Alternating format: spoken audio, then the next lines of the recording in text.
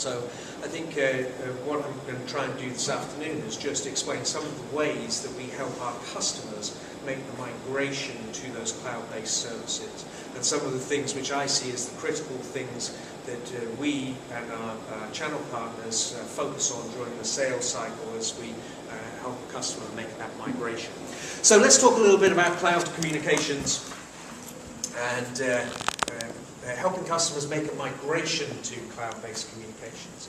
I think, but just based on the nature of this type of event and how much focus is put on the cloud at this event, you look at the agenda of the IT Expo conference coming up, you look at VoiceCon, or whatever VoiceCon is now called, but any kind of telecommunications conference, the theme of the cloud is so loud. This is not a marginal kind of concept anymore. It's not hype.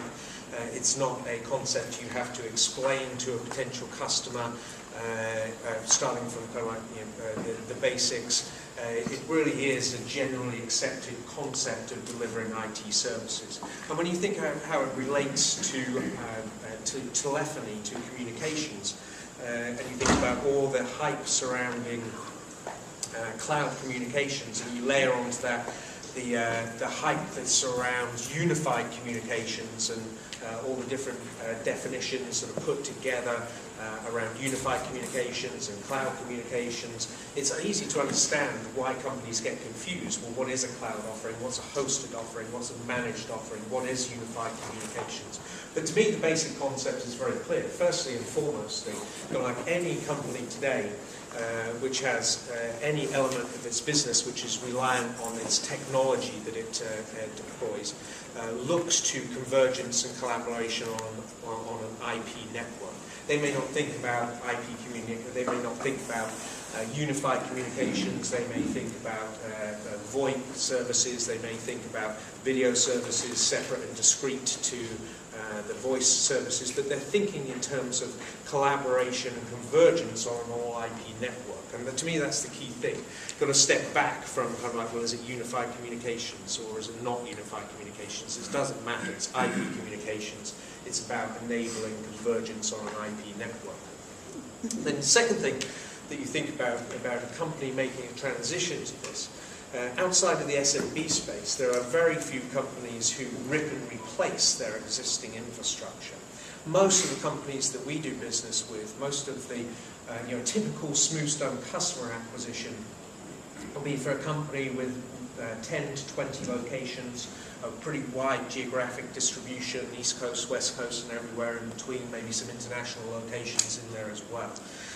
They'll typically have made some kind of investment in the IP PBX somewhere in their enterprise, whether it was a company they acquired or a deployment that they have struggled with for several years. I can say that because I don't see anyone from Cisco in the room.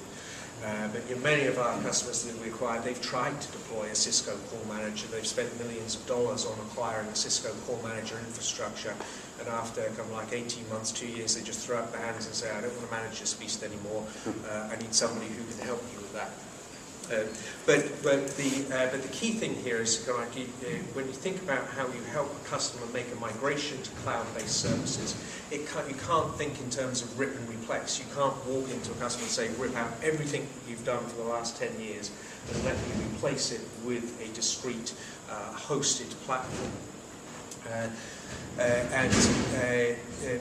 For the mid-sized to large-sized enterprise, the transition to an IP platform, the transition to a hosted platform, can be fraught with risk and complexity as they look at their integration of legacy systems, of legacy carriers and service providers.